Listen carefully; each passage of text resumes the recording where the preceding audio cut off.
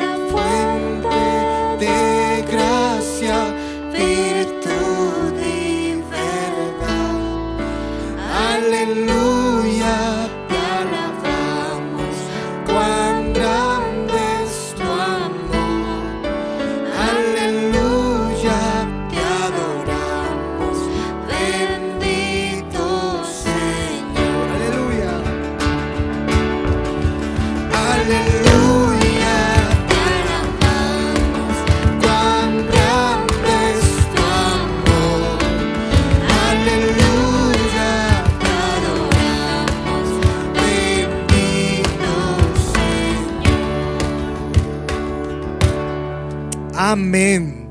Aleluya, te alabamos. Cuán grande es tu amor. ¿Cuántos le decimos eso al Señor, hermanos, en esta mañana en adoración? Él reina. Él es nuestro Rey. Reina por los siglos. Su reino es inmutable. Su reino es todopoderoso, hermanos. Y nosotros tenemos la dicha de ser parte de ese reino de Dios.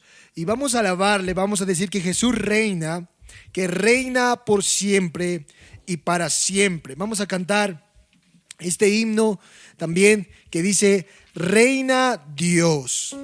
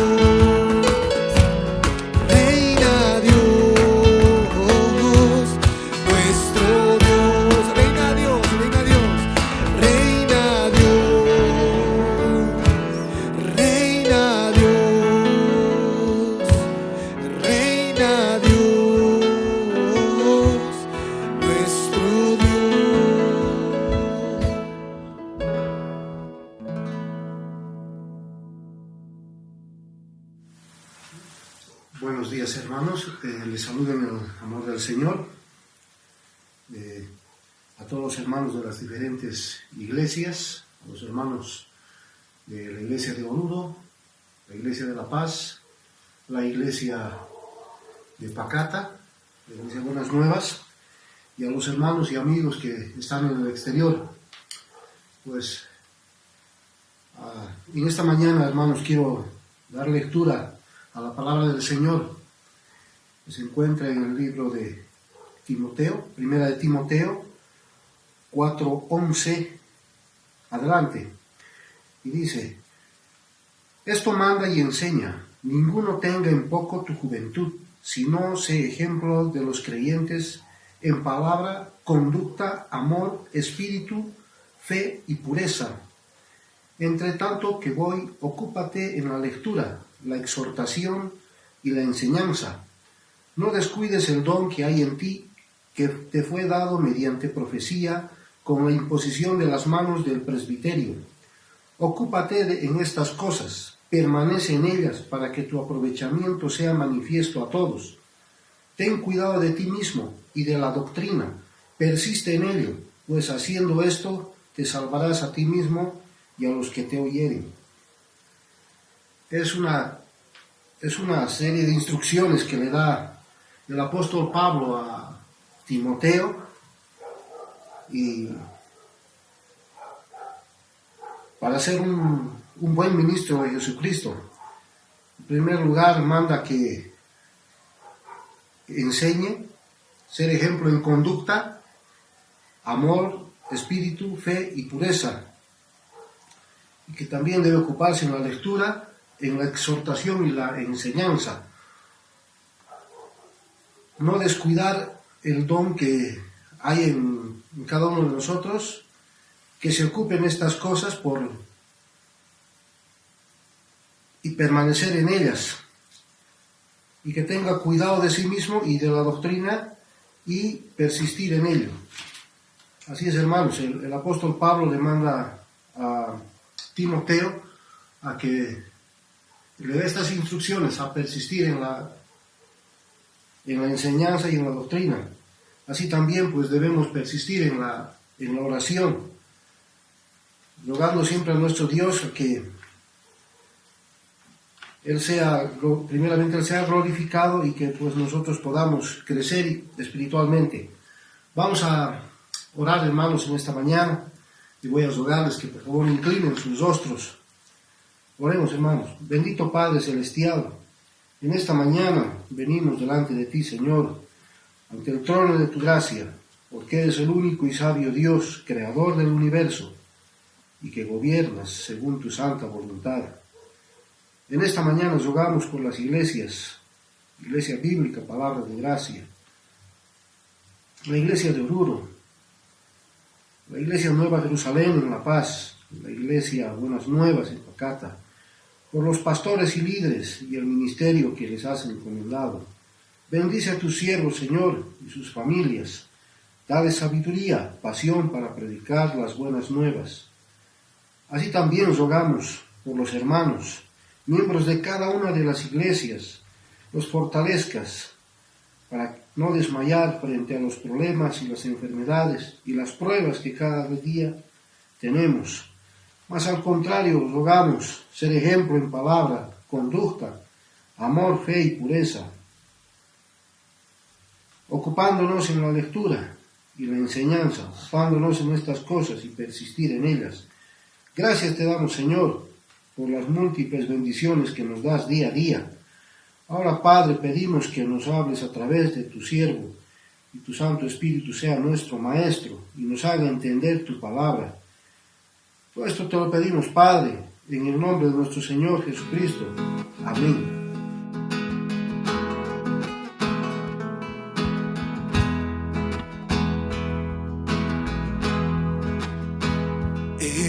Evangeliota katisapuni, Evangeliota katisapuni, Evangeliota katisapuni, ni kepamat kudimanju,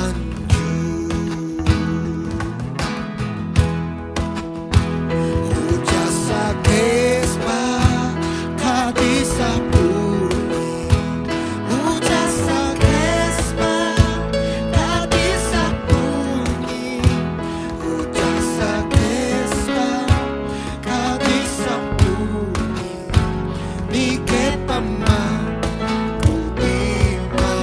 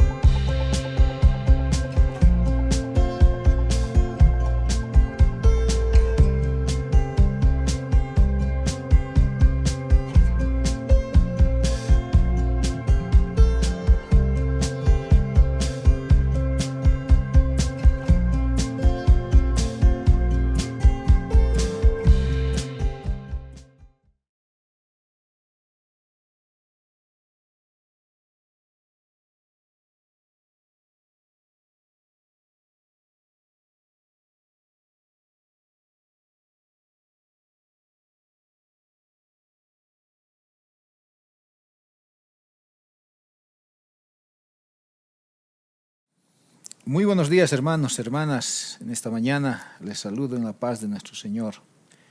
Doy gracias al Señor otra vez más por este tiempo que Él nos regala para poder meditar su palabra. Este domingo en el cual todos anhelamos reunirnos en la casa del Señor. Pero lo más importante es escuchar la voluntad de nuestro Señor a través de su palabra. Vamos a abrir nuestras Biblias en el libro de Marcos capítulo 16. Hoy terminamos, hermanos, esta serie de sermones que hemos estado dando en nuestra iglesia. Capítulo 16 de Marcos, versículo 9 hasta el 20. Que en nuestras Biblias está escrita, tenemos el privilegio de que tengamos estos últimos versos. Vamos a dar lectura, hermanos, rápidamente. Dice así la palabra del Señor. Habiendo pues resucitado Jesús por la mañana, el primer día de la semana, apareció primeramente a María Magdalena, de quien había echado 7 demonios. Yendo ella, lo hizo saber a los que habían estado con él, que estaban tristes y llorando. Ellos, cuando oyeron que vivía y que había sido visto por ella, no lo creyeron. Pero después apareció en otra forma a 2 de ellos que iban de camino, yendo al campo. Ellos fueron y lo hicieron saber a los otros, y ni aun a ellos creyeron.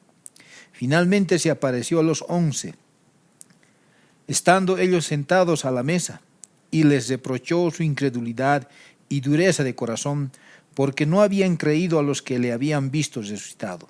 Y les dijo: Id por todo el mundo y predicad el evangelio a toda criatura. El que creyere y fuere bautizado será salvo, mas el que no creyere será condenado. Y estas señales seguirán a los que creen en mi nombre: echarán fuera demonios, hablarán nuevas lenguas, tomarán en las manos serpientes, y si bebieren cosa mortífera no les hará daño. Sobre los enfermos pondrán sus manos y sanarán. Y el Señor, después que les habló, fue recibido arriba en el cielo y se sentó a la diestra de Dios. Y ellos, saliendo, predicaron en todas partes, ayudándoles el Señor y confirmando la palabra con las señales que la seguían. Amén. Vamos a orar, hermanos, en esta mañana para poder, hermanos, entender y comprender este evangelio precioso que el Señor ha puesto en nuestras manos. Oremos. Padre, te damos gracias, Señor, en esta mañana. Gracias por la vida, la salud que hasta hoy nos regalas. Gracias, Señor, por la familia, por la iglesia y en esta mañana en especial por tu evangelio, en el cual estamos anhelantes y deseosos de aprender, de saber tu voluntad. Ponemos en tus manos nuestras vidas. Abre nuestra mente y nuestro corazón y que el poder de tu Espíritu sea convenciéndonos, iluminándonos más y más para poder, Señor, entender tu voluntad sobre nuestras vidas. En Cristo Jesús te lo pido todo esto. Amén y amén. Hermanos, otra vez más estamos en este libro de Marcos. Cada domingo con mi iglesia hemos estado compartiendo. Es más, hermanos, en nuestra escuela dominical, el pastor Jeremías ha estado enseñándonos acerca de cómo la Biblia se ha ido, hermanos, estructurando, se ha ido componiendo, se ha ido formando. Cuando el Señor ha hecho su ministerio, murió, resucitó y ascendió a los cielos. Y los apóstoles empezaron a predicar y el canon de toda la Biblia, hermanos, se formó, se confeccionó. Ahora, al terminar de predicar este libro de Marcos, nosotros tenemos el privilegio de tener la Biblia en nuestras manos hasta el verso 20. Cosa que en algunas versiones, si ustedes saben, hermanos, lo han leído, lo hemos estudiado, hermanos, solo viene hasta el verso 8. Del verso 9 hasta el verso 20 no hay. Ahora, ¿por qué eso pasa, hermanos? Y esto yo debo decirlos. Debemos saber, hermanos, todo lo que ha pasado y algo de lo que ya ha pasado ustedes lo saben. Y aquí vamos a tratar de resumir, hermanos, lo que ha pasado en estos versos finales del libro de Marcos. Porque en algunas Biblias no está y en la nuestra está. Hoy en día tenemos los libros de la Biblia.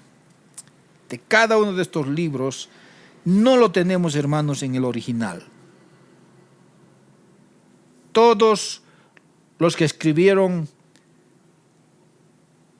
fueron, hermanos, autores, copistas de los autores, copiaron la palabra del Señor de los originales. Y los originales se perdieron y no hay. Así que, hermanos, nuestras Biblias han sido extractadas de aquellas copias. Ahora, ¿cómo copiaban? Habían personas donde copiaban la palabra dictada, uno, otro, y así varias personas. Y habían varias copias. Entonces, durante mucho tiempo, muchos siglos, hasta que los primeros siglos, hasta el siglo XV, cuando se inventó la imprenta, ahí, por primera vez, en el año 1450, ya tenemos, ¿no?, un compendio, un libro extractado. El Nuevo Testamento, en el idioma original, fue publicado el año 1516 por Erasmo de Rotterdam. Hasta ese momento todo había en copias y las copias eran hechas a mano. Ahora, hay una ciencia, hermanos, que estudia esto, se encarga de investigar, se encarga de buscar los manuscritos. Ahora nosotros no somos doctos en esto, no, muchos de nosotros no comprendemos, pero sí hay personas que se encargan de hacer esto, en la cual ellos nos dicen cómo ha sido esto. Y esta ciencia se llama la crítica textual. Esta ciencia es la que se encarga de determinar cuál palabra, cuál texto es posible que escribieron los autores del libro. Ahora, en el Nuevo Testamento tenemos muchos manuscritos, muchas copias, 5.800 copias desde el siglo II hasta el siglo XV. Imagínense, hermanos. Tomando en cuenta que el Nuevo Testamento se terminó de escribir a finales del primer siglo, cuando Juan escribió Apocalipsis y el libro de Juan. Estas copias se escribieron apenas unas décadas después de que ya los escritos del escrito original. Así que, mis hermanos, tenemos manuscritos, además de eso, traducciones del latín, 1000 manuscritos. Ahora, también se han traducido, por ejemplo, al siriaco, la historia dice al eslavo, al gótico, al etíope, al copto y al armenio, 9.300 manuscritos. O sea, copias tras copias, manuscritos tras manuscritos. Por lo tanto, hoy en día tenemos 25.000 y más de copias del Nuevo Testamento, donde los eruditos pueden comparar todo el Nuevo Testamento. Y aún más, si aún esas copias se perderían, entonces se puede reconstruir aún el Nuevo Testamento de las citas que los padres de la Iglesia han mencionado en el siglo I hasta el siglo II y el siglo III. Ellos han mencionado más de 36.000 veces. ¿Por qué digo esto, hermanos? Porque yo sé que usted se va a encontrar en la Biblia, alguna vez usted va a leer o va a agarrar y tiene en su casa algunas versiones que no tienen del verso 9 hasta el verso 20. Eso no quiere decir entonces que aquí ha habido errores, que aquí se ha añadido o no se ha añadido, sino que al ver que hay tantas copias y tantos hombres que han estudiado y han mantenido y han preservado, entonces podemos decir que solo Dios ha inspirado la palabra, y eso es lo que nosotros creemos. Y no solo Él inspiró la palabra del Señor, la Biblia, sino que también, hermanos, Él se encargó de preservar su palabra a través de todos los siglos. Por eso, para nosotros, la Biblia es viva y eficaz. Ahora, una de las variantes, o sea, uno de estos textos que varía en las Biblias, se encuentra en este libro de Marcos, justo en el capítulo 9 al verso 20 que tienen nuestras Biblias. Algunos dicen, Marcos ha terminado de escribir hasta el verso 8. Y ahí vemos, hermanos, una terminación muy dura, muy ruda, muy abrupta, muy brusco. Dice el verso 8, y ellas se fueron huyendo del sepulcro porque les había tomado temblor y espanto. Ni decían nada a nadie porque tenían miedo. Ahora, algunos eruditos dicen que los copistas han aumentado en ese tiempo, han añadido a estos versos. ¿Para qué? Para que no termine así tan bruscamente, tan rudamente. Y algunos copistas también dicen que han recopilado hasta formar de otros evangelios y lo han puesto aquí, desde el verso 9 hasta el verso 20. Ahora, si esto fue agregado o no fue agregado, en un sentido no es tan grave el problema, hermanos. No nos asustemos de eso. Entonces nuestra Biblia es aumentada, disminuida. ¿Y cómo es esto? No, el problema no es ese. No es tan grave ese problema. ¿Por qué? Porque estos eventos, estos hechos que vemos en esta porción del verso 9 hasta el verso 20, también los encontramos en los otros evangelios.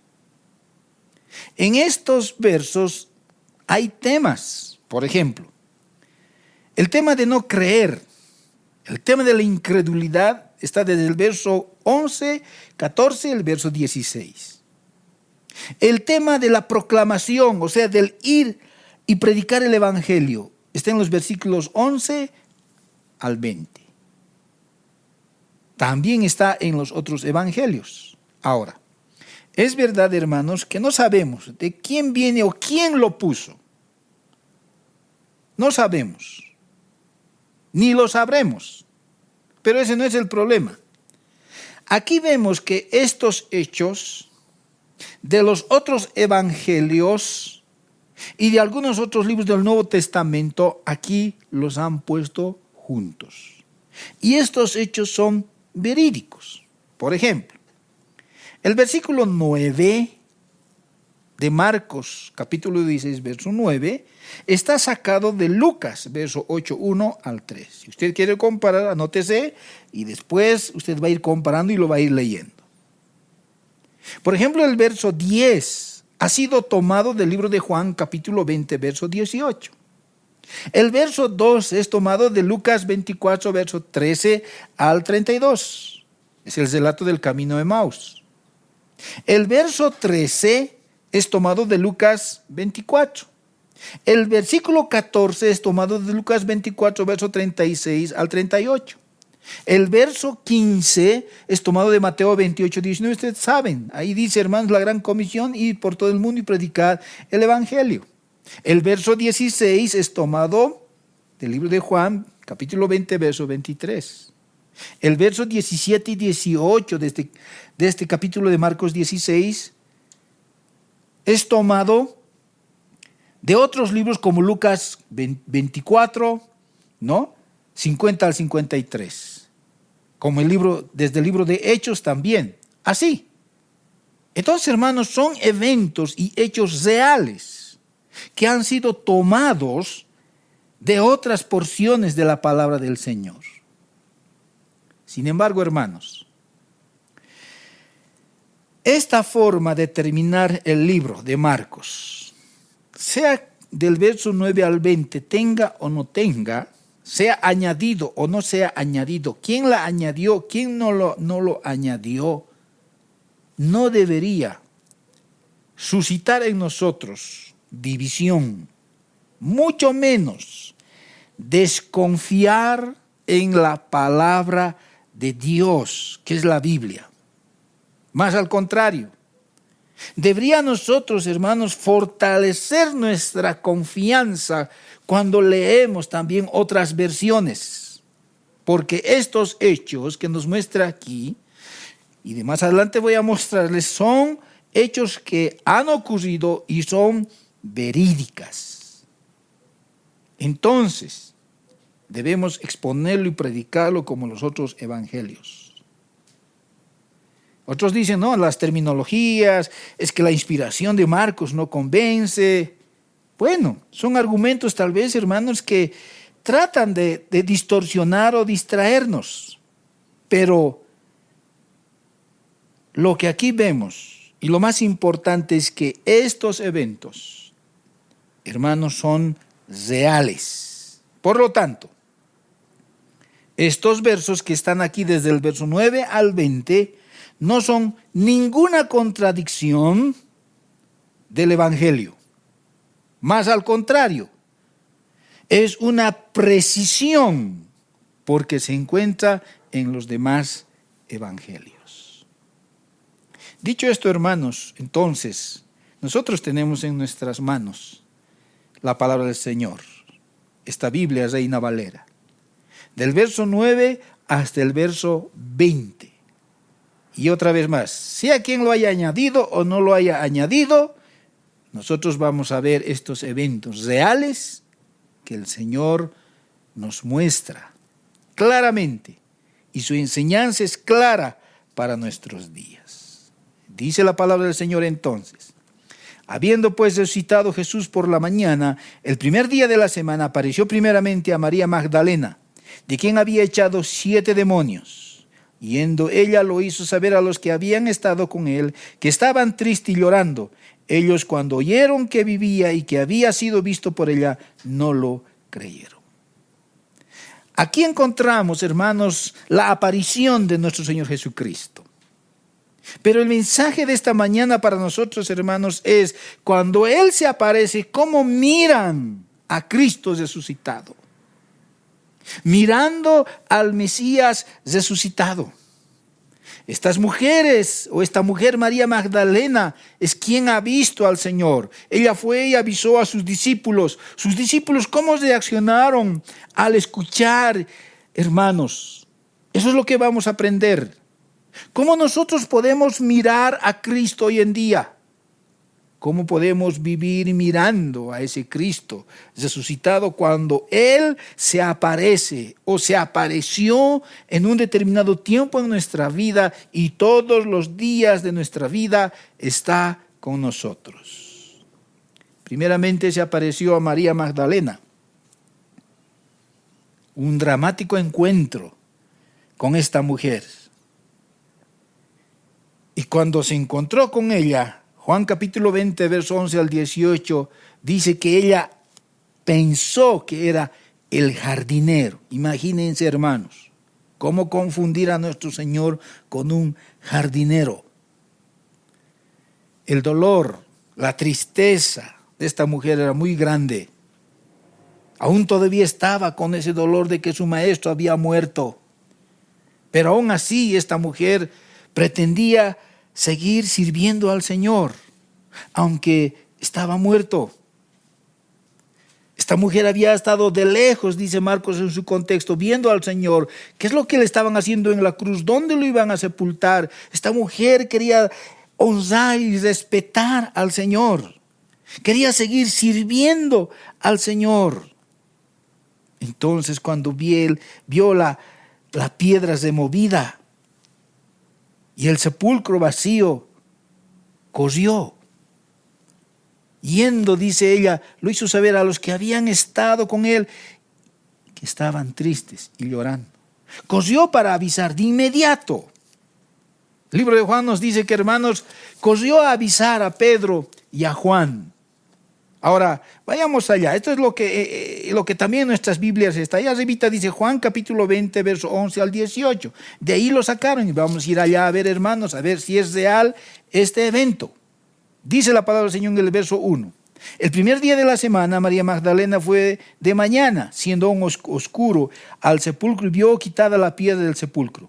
Entonces corrió y fue a Simón Pedro y al otro discípulo, aquel al que amaba Jesús, y les dijo: se han llevado del sepulcro al Señor y no sabemos dónde le han puesto. Y salieron Pedro y el otro discípulo y fueron al sepulcro. Corrían los dos juntos, pero el otro discípulo corrió más aprisa que Pedro y llegó primero al sepulcro. Y bajándose a mirar, vio los lienzos puestos allí, pero no entró. Luego llegó Simón Pedro tras él y entró en el sepulcro y vio los lienzos puestos allí y el sudario que había estado sobre la cabeza de Jesús, no puesto con los lienzos, sino enrollado en un lugar aparte. Entonces entró también el otro discípulo que había venido primero al sepulcro y vio y creyó. Cuando María Magdalena fue a avisar a Pedro y a Juan, que dice aquí era este joven que llegó primero al sepulcro, dice, ellos no creyeron. No creyeron, sino que creyeron hasta que Pedro llegó. O sea, cogió primero Juan y Pedro juntos. ¿Quién ganó en la carrera? Juan porque era joven. Pedro ya estaba pues con edad. Pero Juan no entró en el sepulcro, sino que miró, dice, de ahí afuera. Y cuando llegaron al sepulcro, Pedro llegó, entonces también entró el otro discípulo, verso 8, y que había venido primero al sepulcro y vio y creyó. ¿Cómo no podían haber creído a María Magdalena? Si María Magdalena llega desesperada, llega sorprendida y dice al Señor, no está ahí, no está en el sepulcro. Pero ¿qué hacen estos? Primero, para creer tienen que ir al sepulcro, tienen que ver y recién creer. Entonces, verso 8 al 10 dice, del capítulo 20 de Juan, entonces entró también el otro discípulo que había venido primero al sepulcro y vio y creyó. Porque aún no habían entendido la Escritura. ¿Por qué no han creído a María Magdalena? Porque aún no habían entendido la Escritura, que era necesario que Él se resucitase de los muertos, y volvieron los discípulos a los suyos. ¿Por qué, hermanos, no creemos nosotros?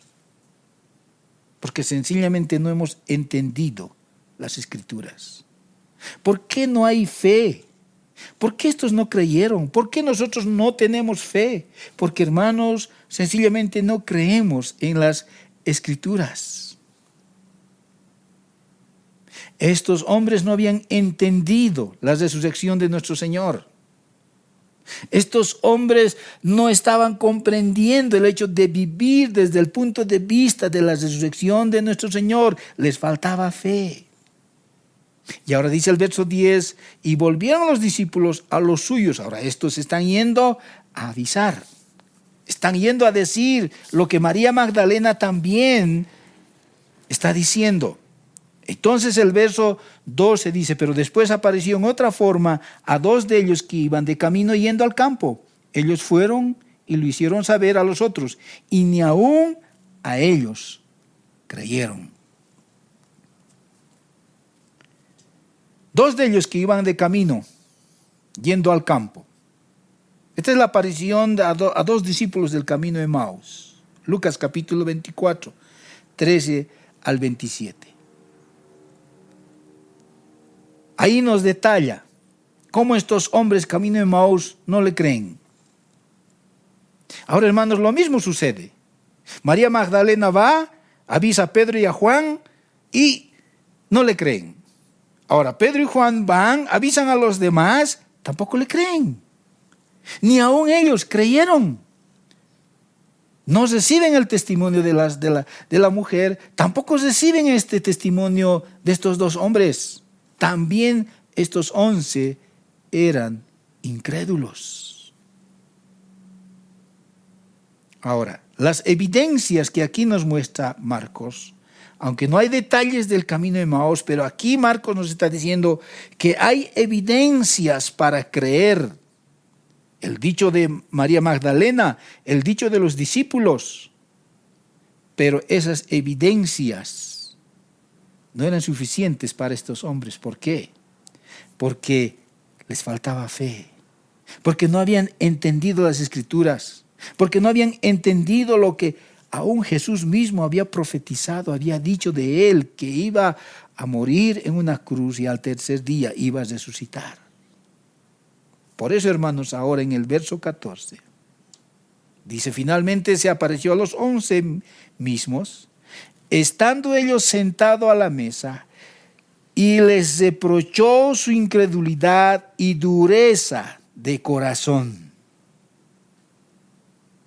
Estos hombres hubieran hecho mejor al haber escuchado eso, pero también ellos no entendían. Así que no podían también ellos escapar de su responsabilidad. Ellos han escuchado la palabra del Señor, ellos han escuchado a Cristo decir muchas veces que Él iba a resucitar, pero ellos estaban incrédulos. Y es más, duros de corazón. Hermanos, la incredulidad es un pecado sangriento, fatal. Hebreos lo dice, Hebreos 10:26. No hay más, si uno pecare voluntariamente, no hay más remedio. La incredulidad es un pecado sangriento. La incredulidad es un pecado pesado, es un pecado inexcusable, es un pecado de malagradecimiento, hermanos. Es un pecado que va a encerrar a un hombre como prisionero en un lugar oscuro por parte de la ley que demanda que debe cumplir. Así es, hermanos, el pecado de la incredulidad. Y cuando estamos atrapados en ese pecado, incrédulos, entonces viene la destrucción. Eso es inevitable. No hemos conocido a Cristo, no hemos visto al Cristo que nos ha aparecido, no hemos entendido el vivir desde el punto de vista de la resurrección de nuestro Señor. Por eso, hermanos, debemos nosotros aprender a vivir desde el punto de vista de la resurrección. Ahora, ¿cómo es eso, hermanos? ¿Cómo es que nosotros hemos visto? La pregunta es, ¿tú has visto a Cristo? Estos, cuando han visto, recién han creído, porque eran duros de corazón. Se les ha dicho, se les ha predicado que Él había resucitado, pero ellos miraban la vida según su perspectiva. Hermanos, va a depender mucho de cómo tú miras la vida para que tú aprendas a vivir la vida desde el punto de vista de la resurrección. El hecho, hermanos, de ver la vida, de la forma como ves la vida, no es únicamente como nuestros ojos lo ven. Estos hombres estaban así. Según ellos, sus ojos no habían visto que había resucitado. Según ellos estaban viendo como sus ojos ven, hasta ahí nomás. Sino que, hermanos, nosotros tenemos que vivir la vida razonando en nuestras mentes, pensando en nuestras mentes, sabiendo lo que dice las Escrituras.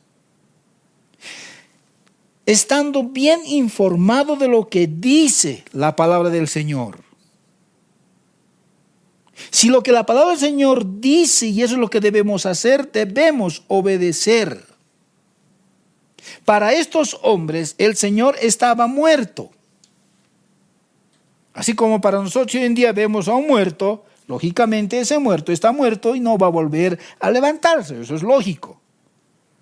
Para estos hombres el Señor estaba muerto y era lógico que, pues, ¿cómo va a resucitar? Aún ellos sabiendo que Dios había dicho, o el Señor había dicho que voy a resucitar al tercer día. Eso era lógico y muchos vivimos así. Pero, hermanos, las Escrituras dicen que el Señor resucitó. Él lo profetizó, Él lo dijo, Él lo anunció varias veces.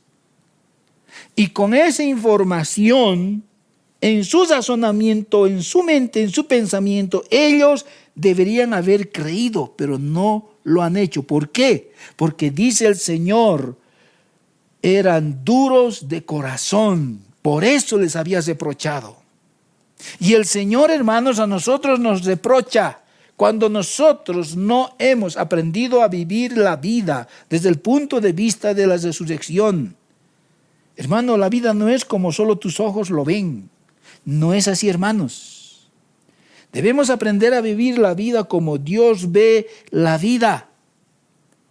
Hermanos, la vida, estas cosas de la vida, hermanos, son como Dios dice que deben ser, no como nosotros decimos que debe ser. Por eso tenemos que aprender a confiar en el Señor, aunque, hermanos, nuestras circunstancias de la vida digan lo contrario a lo que dice la palabra de Dios. Nosotros debemos confiar, aprender a confiar en el Señor. Así se vive la vida. ¿Cuánto sabes de la palabra? ¿Cuánto razonas por la información que la palabra del Señor te da? Y haces en base a esa información. Entonces, estás aprendiendo a vivir no como tus ojos miran, sino como el Señor dice. Hermanos, estos hombres vieron a Jesús resucitado. Y esto es un evento histórico, real, concreto. Y este evento real es que cambió, hermanos. Por eso cambió la vida de estos hombres. Porque, hermanos, vieron al Cristo resucitado. Y por eso ahora, hermanos, cuando Él les reprocha su incredulidad de corazón, porque no habían creído en Él, entonces ellos se dan cuenta que este es el Cristo resucitado. Este es el que había dicho que voy a resucitar. Entonces ahora, al mirar a ese Cristo, al haber aprendido que están razonando en sus mentes conforme a lo que dice la palabra, entonces el Señor les dice: id por todo el mundo y predicad el evangelio a toda criatura. Si estás viviendo, razonando en tu mente y mirando la vida como Dios ve la vida, a la luz de lo que dice la palabra del Señor, vas a cumplir, vas a obedecer lo que Dios dice.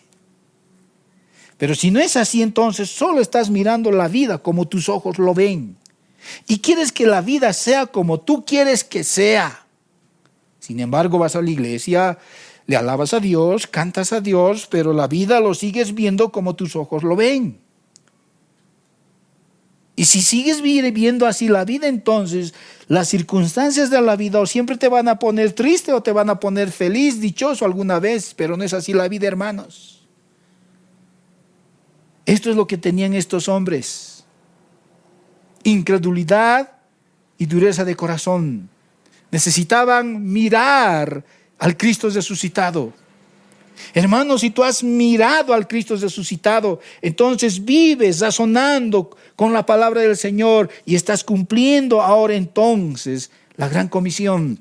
Estás listo para obedecer. Y por eso el Señor ahora les dice: id por todo el mundo y predicad el evangelio a toda criatura.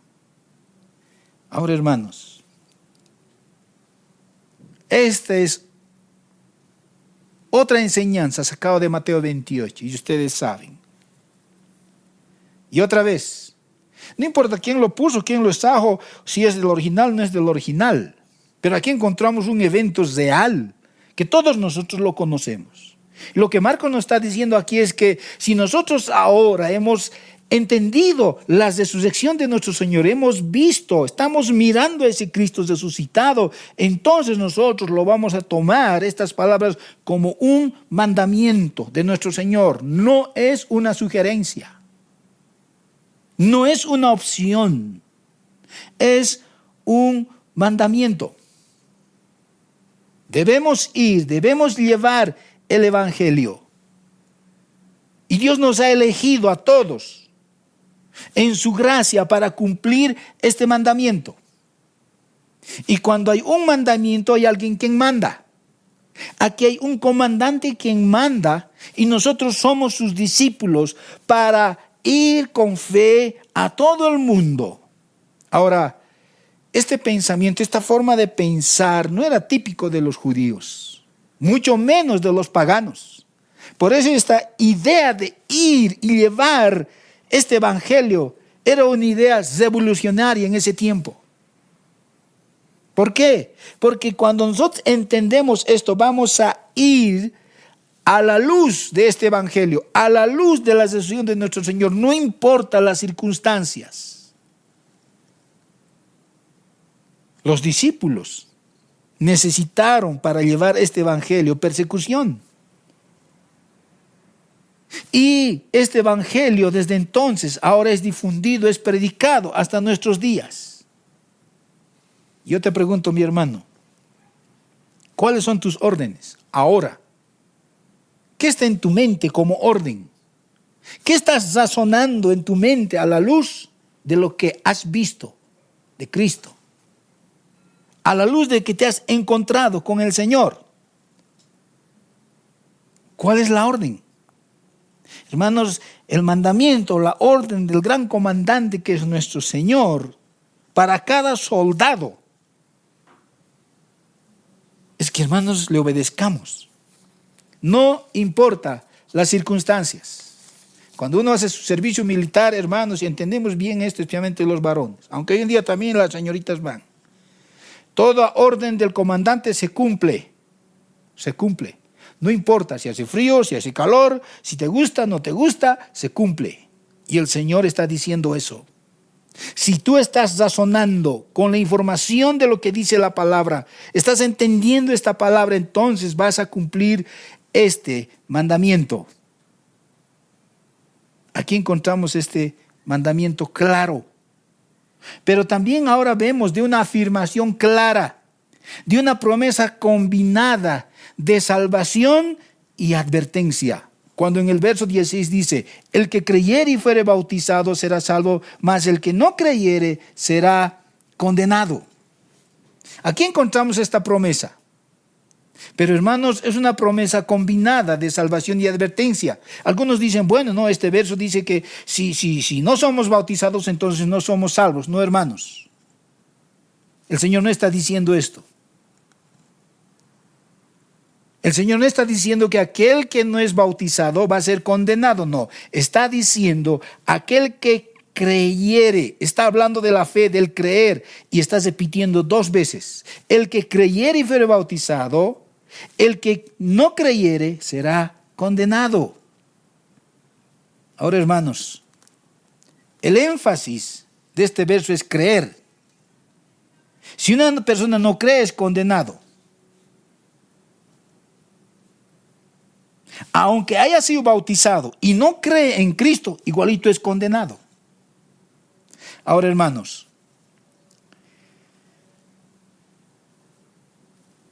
pareciera que el bautismo no es esencial, no es importante. Cuando omitimos el bautismo con la incredulidad, no es así, hermanos. La condenación descansa en la incredulidad, no en el bautismo. La salvación descansa en el creer. Si tú no crees, no eres salvo. Pero el bautismo, hermanos, es solamente una ilustración de la nueva vida. Es una forma de mostrar obediencia a lo que yo ahora estoy razonando con la información de la palabra del Señor. Obedezco. Así de sencillo. Por eso nosotros, hermanos, en la iglesia local decimos, si ha conocido al Señor, si cree en Cristo, entonces se va a bautizar.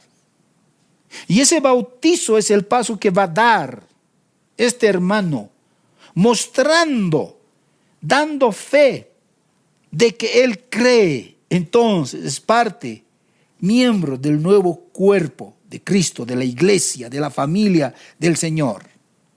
Pero no decimos que si no se bautiza, entonces va al infierno. No, hermanos. Ambos son una promesa combinada de salvación y de advertencia. Ahora, seguido de esto, hermanos, cuando nosotros vamos a ir y vamos a ver creyentes que creen en el Señor y bautizar, entonces dice el verso 17, y estas señales seguirán a los que creen en mi nombre, echarán fuera demonios, hablarán nuevas lenguas, tomarán en las manos serpientes, y si bebieren cosa mortífera no les hará daño, sobre los enfermos pondrán sus manos y sanarán. Ahora, hermanos, aquí encontramos algunas acciones milagrosas que aquí nos muestra, hermanos, como señales que van a venir después de lo que nosotros cumplimos el gran mandamiento. Ahora, estos pasajes son muy controversiales. Pero ¿por qué, hermanos, nos muestra aquí el Señor estas señales? ¿Por qué está mostrando aquí, Marcos, hermanos, estos milagros? En el Antiguo Testamento, hermanos, encontramos el uso de señales y milagros en su mayor cantidad y vamos a decir en los mejores momentos. O sea, muchas señales y milagros. Estas señales y milagros estuvieron presentes cuando Dios daba, por ejemplo, a los profetas buenas nuevas para evidenciar que esta revelación era de Dios. Para eso eran estas señales. En el tiempo de Moisés, el Señor había dado también muchas señales. Él se había revelado con señales milagrosas para demostrar que lo que Dios decía a través de Moisés, pues era una palabra de autoridad. Así que, hermanos, lo mismo sucedió con los profetas. Y aún en el tiempo de Cristo, el Señor ha hecho muchos milagros. El Señor ha mostrado señales milagrosas y abundantemente, y el libro de Marcos nos los muestra. En diferentes lugares, en diferentes ocasiones, aunque también a otros no ha hecho milagros. Y fueron en momentos especiales. Ahora, por último, hermanos, también ha habido señales bajo el ministerio de los apóstoles. Cuando los apóstoles empezaron a predicar, empezaron a llevar el evangelio, había abundancia de señales milagrosas. Al extremo, hermanos, de que la sombra de Pedro, por ejemplo, era una señal para hacer milagros. Cuando pasaban por esa sombra, hermanos, el Señor obraba con señales y milagros. ¿Para qué? Para confirmar que la palabra del evangelio que estaba siendo anunciado era autoritativa y era la palabra de Dios. Por eso había, hermanos, estas señales. Pablo dice que estas señales eran una marca distintiva, especialmente de los verdaderos apóstoles de nuestro Señor Jesucristo. Estas señales era el argumento para defender en esos tiempos, porque la palabra de Dios, o sea, la Biblia, aún todavía no había sido sacada, no había sido compendiada así como nosotros lo tenemos en nuestras manos, no había. Entonces, estas señales eran para defender este apostolado, para aquellos quienes cuestionaban y decían, no, estos son mentirosos. Ahora, estas señales, hermanos, en nuestros tiempos, debemos entender nosotros que cuando llevamos el evangelio, cuando nosotros cumplimos este mandato, no es que, hermanos, ahora no va a haber estas señales, no va a haber estos. No, hermanos. Lo que el Señor está diciendo, cuando ustedes van a llevar estos en la palabra del Señor, van a cumplir esta comisión, va a haber peligros. No es que el camino del Señor es color de rosa, no, hermanos. Así como Pablo, cuando estuvo llevando la palabra del Señor, fue mordido por una víbora en Hechos capítulo 28. Y dice, no murió. Ahora, él nunca tuvo la intención de beber veneno. No, él no mostró, él no buscó esas señales, sino que, hermanos, detrás de la palabra vino estas señales para confirmar que lo que el Señor dice es veraz. Nosotros, hermanos, en el camino de predicar el Evangelio, de vivir la vida, también, hermanos, encontramos estas señales, pero no las perseguimos. Que eso, hermanos, más adelante voy a especificar en el verso 20. ¿Cómo es esto ahora, hermanos? ¿Cómo es lo que nosotros ahora vamos a aplicar estos versos? ¿O es que, hermanos, nosotros tenemos que hacer siempre milagros, prodigios aquí y allá y demostrar eso, hermanos? Eso es lo que buscamos nosotros al predicar el Evangelio. ¿Cómo es esto? Entonces dice la palabra del Señor. Y el Señor, después que les habló, fue recibido arriba en el cielo y se sentó a la diestra de Dios.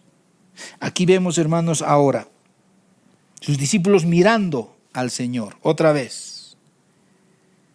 Fue hacia arriba, al cielo. Asciende Jesús al cielo. Y los discípulos aquí se quedan para trabajar ahora. Dos cosas muy importantes que nos muestra este verso. Dice, fue recibido arriba en el cielo y se sentó a la diestra de Dios. El hecho de subir, hermanos, nos muestra que este Mesías, hermanos, es el Dios soberano. Y al sentarse, hermanos, a la diestra de Dios Padre, es el que siempre ha sido el Rey de Reyes y Señor de Señores. Siempre. Así que, mis hermanos, dos cosas muy importantes en las que nosotros tenemos que entender. Como la segunda persona de la Trinidad, Cristo siempre ha sido el soberano del universo. Siempre. Pero como el Mesías que se hizo hombre, vino a esta tierra, hermanos, ahora es autoridad universal. ¿Por qué? Porque Él ha vencido al diablo, ha vencido al pecado y a la muerte. Ha sido recibido allá en el cielo. Y es necesario que sea recibido en el cielo. Es necesario que nuestro Señor suba al cielo para que venga su poder, el Espíritu de Dios. Y ese Espíritu Santo nos lleve, nos guíe, nos ilumine. Era necesario que Él suba allá al cielo y sea entronizado. Se sentó a la diestra de Dios para distinguirse de los demás ángeles. El Mesías, Rey de Reyes, Señor de Señores, así como subió, hermanos, también volverá. Ahora, hermanos, esto no es el final de la historia. Tampoco es el final de nuestra vida. Mas al contrario, este es el principio de una vida cristiana. Aquí, hermanos, no hemos venido nosotros solo a escuchar el sermón. No. Aquí hemos venido, hermanos, a aprender, a razonar, hermanos, con la información de la palabra del Señor. Este mensaje debe esparcirse por todas partes del mundo. Aquel que necesita la luz, como nosotros tenemos ahora la luz, hemos visto, hemos mirado a nuestro Señor en su resurrección, así también nosotros debemos dar a aquel que necesita la luz. Entonces, verso 20 dice, y ellos saliendo predicaron en todas partes y ayudándoles al Señor y confirmando la palabra con las señales que la seguían. Estos discípulos, hermanos, han salido y el Señor ayudándoles y Él mismo confirmando esa palabra predicada con las señales que la seguían. ¿Qué señales? Las mismas señales que dice el verso 17 y 18. Estos discípulos hacían estas señales. Pero dice, hermanos, las señales que la seguían. Ahora, hermanos, los discípulos han hecho lo que deberían de haber hecho. Ir por todo el mundo. Y los discípulos, hermanos, en ningún momento han buscado primero señales. Han buscado primero milagros, como otros buscan milagro. Otros, para servir al Señor, dicen: Señor, si es que tú me das esto o haces esto por mí, yo te voy a servir. No, hermanos, no estás entendiendo la resurrección del Señor. Estás queriendo vivir bajo tu lógica. Si esto me das, yo te doy. Claro, eso es lógico. Pero, hermanos, nuestro razonamiento informado por la palabra del Señor no dice eso. El Señor dice, hermanos, la predicación es lo primero y luego las señales. Las señales nos van a seguir a todo creyente en el lugar donde estemos. Y el Señor nos va a ayudar, hermanos, todos los días de nuestra vida, confirmando su palabra por medio de señales. Entonces tú me dirás: pero pastor, entonces nosotros vamos a hacer estos milagros. No, hermanos, el Señor va a hacer el milagro. Nosotros solo tenemos la orden de predicar el evangelio. Y si el milagro viene, vendrá. Ahora otros dicen: no, que estos milagros han terminado hasta que, los apóstoles han vivido y ahí terminó todo, porque ya el canon del Antiguo y Nuevo Testamento ya está conformado, entonces ya no necesitamos más señales. No, hermanos, la palabra del Señor está y la palabra debemos creerla tal cual dice. Pero debemos aprender a vivir, hermanos, razonando en nuestras mentes, informándonos con la palabra. Y la palabra nos muestra y nos dice que, hermanos, las señales las seguían. Hermanos, las señales nos van a seguir. Ahora, hermanos, si para algunos ya no hay estas señales y no hay milagros, está bien. O vamos por el otro lado. Para algunos primero son señales. Si el pastor no hace milagros y no hace señales, no hace prodigios, entonces no es pastor. No hay la manifestación del Espíritu Santo. Tampoco es así, hermanos. Nosotros tenemos que predicar el evangelio y las señales nos van a seguir. ¿Cómo? Voy a darles una ilustración. Hace muchos años atrás y en muchas formas el Señor me ha mostrado señales. Y creo yo, y no lo puedo negar, en la experiencia de la vida pastoral se ve estas señales. Cuando predicamos el evangelio, hermanos, hay riesgos de enfermedad, peligros. Hoy en día, mi hermano, si usted conoce a alguna persona que quiere conocer al Señor, necesita que se le predique este evangelio y está enfermo con esta enfermedad que estamos viviendo, con esta pandemia, ¿usted no va a ir a su casa? Usted va a decir: no, es que si yo voy, lógicamente yo me voy a contagiar, por lo tanto no voy, o bien solo por Facebook nomás yo voy a, predicarle. Pero él necesita de que nosotros lo escuchemos, le entendamos, de que él confiese, de que él diga lo que necesita decir al Señor. Necesita de una comunión, de un hermano, de un compañerismo. ¿Usted no va a ir? Pues entonces yo voy a ir, entendiendo que en mi mente dice la palabra del Señor: anda y predique el evangelio. Y si fruto de eso, hermanos, no encuentro o no, hermanos, me contagio con esta enfermedad, eso es lo que el Señor ha hecho en mi vida, el milagro. Y si me contagio, hermanos, entonces no ha habido el milagro, pero lo que he hecho es predicar ese evangelio. Ahora, hermanos, muchas veces el Señor hace la señal, hace el milagro.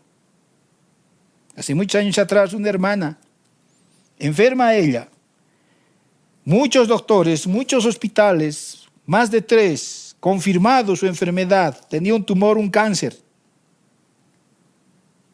buscando hospital tras hospital.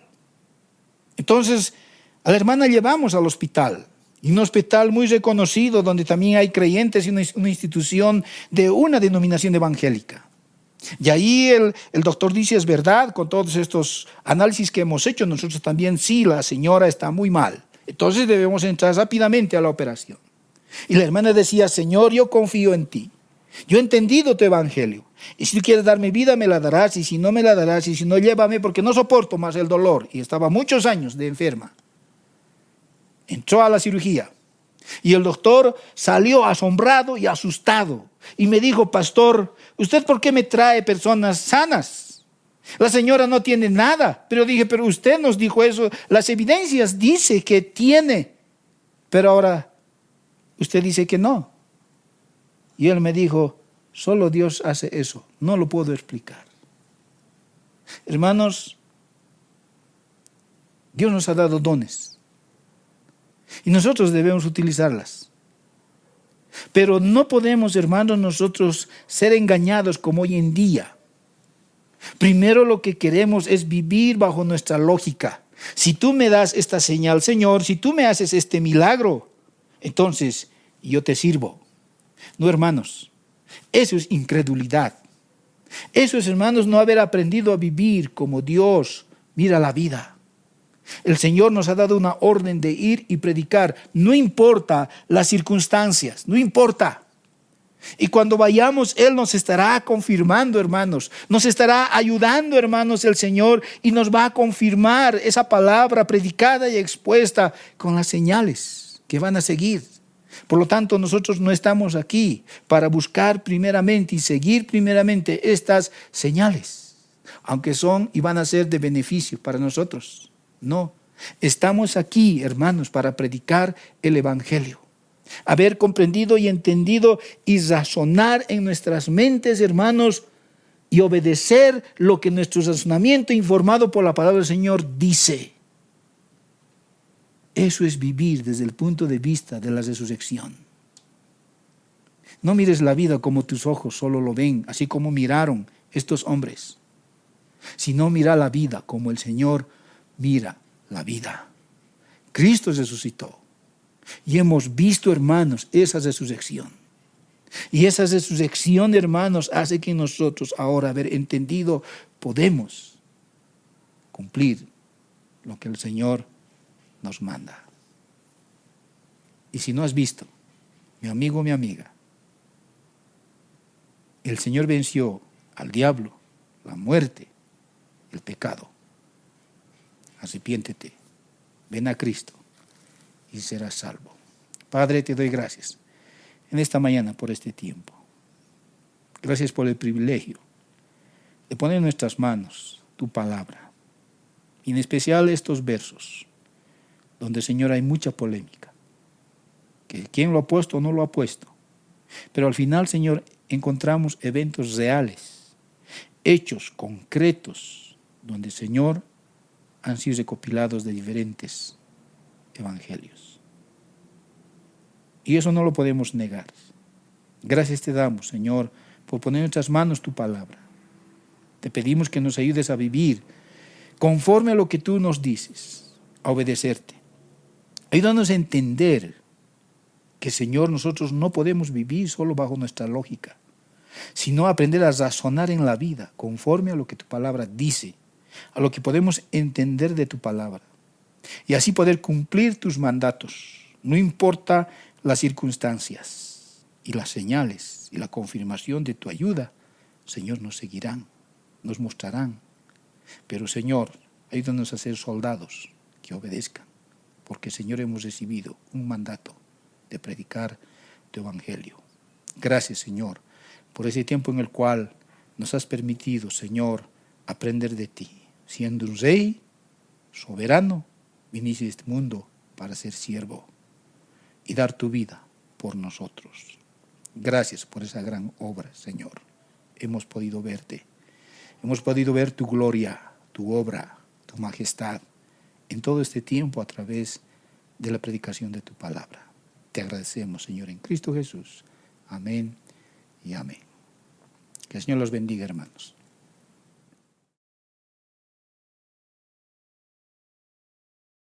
Amén, hermanos. Damos gloria a Dios por su palabra. Gracias a Dios por revelarnos a Cristo. Gracias porque Él vive y no está muerto. Nosotros tenemos una gran responsabilidad ahora de predicar, pregonar el evangelio de Cristo. Cristo no está muerto, Él está vivo.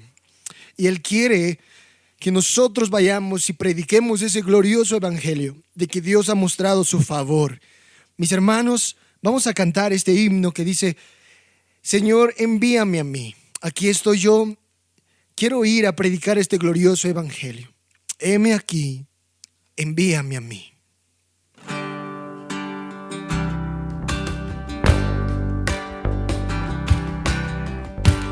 el evangelio de poder. El mundo debe conocer. A ti y a mí Dios escogió para hablar de su favor. Con su poder nos envió a los perdidos predicar, saquear las almas a Satán, para el cielo así poblar. Y por todo el mundo y predicar el evangelio a toda criatura. ¿Quién irá? ¿Quién por nosotros hablará? Heme aquí, Señor, envíame a mí. Nos eligió para brillar entre tinieblas de maldad. La sal y luz Él nos llamó para este mundo transformar. Tantos que sufren sin saber que a Satanás pueden vencer. Cristo nos manda a predicar. Los campos blancos ya están. Y por todo el mundo y predicar el evangelio a toda criatura. ¿Quién irá? ¿Quién por nosotros hablará? Heme aquí, Señor, envíame a mí. Y por todo el mundo y predicar. Y por todo el mundo y predicar el evangelio a toda criatura. ¿Quién irá? ¿Quién por nosotros hablará? Heme aquí, Señor, envíame a mí. Solo la iglesia y por todo el mundo. Y por todo el mundo y predicar el evangelio a toda criatura. ¿Y quién dirá? ¿Quién por nosotros hablará? Heme aquí, Señor.